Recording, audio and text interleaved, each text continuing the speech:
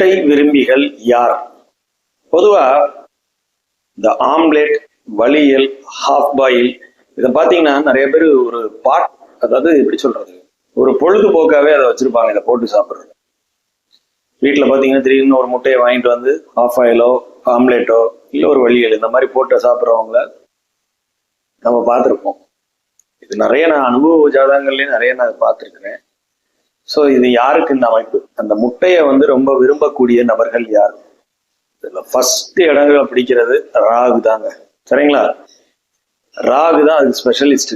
லக்னத்தோடையோ 2ஆம் பாவத்திலேயோ இல்ல 5ஆம் பாவத்திலேயோ இல்ல உங்களுடைய லக்ன புள்ளி லக்னாதிபதி இந்த மாதிரி இடங்கள்ல எல்லாம் அவர் சம்மந்தப்பட்டுட்டாரு அப்படின்னா நீங்கள் அந்த முட்டைய அதிகமா விரும்புவீங்க.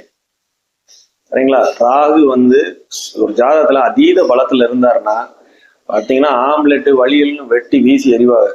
ஸோ இந்த ராகு அழுத்தவங்க ஜாதகத்துல அந்த முட்டை வந்து ரொம்ப கன்சியூம் பண்ணக்கூடிய ஒரு அமைப்பை பார்க்க முடியுது. சரிங்களா?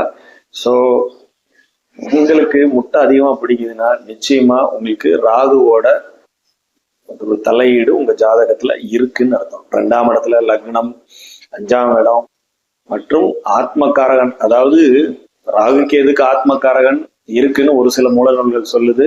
ஒரு சில ஆத்மகாரன் அவங்களை எடுக்க முடியாது. ஏன்னா 2 பேருமே சமசப்தமா இருக்கிறதுனால இவர் வரும்போது அவரும் சேர்ந்தே வருவார். ராகு வந்தா கேது வருவார், கேது வந்தா ராகு வருவாருங்கிறதுனால ஸோ அதைப்படி நம்ம எடுக்க முடியாது. ஆனா லக்னத்துல ஸ்ட்ராங்கா ராகு வந்து சம்மந்தப்படுறாரு, இல்ல லக்னாதிபதியோடையோ இல்ல லக்ன புள்ளியோ இல்ல தசை நடத்துற கிரகம் உங்களுக்கு ராகு சாரம் வாங்கியிருந்தாலும் இந்த பலன் பொருந்தும்.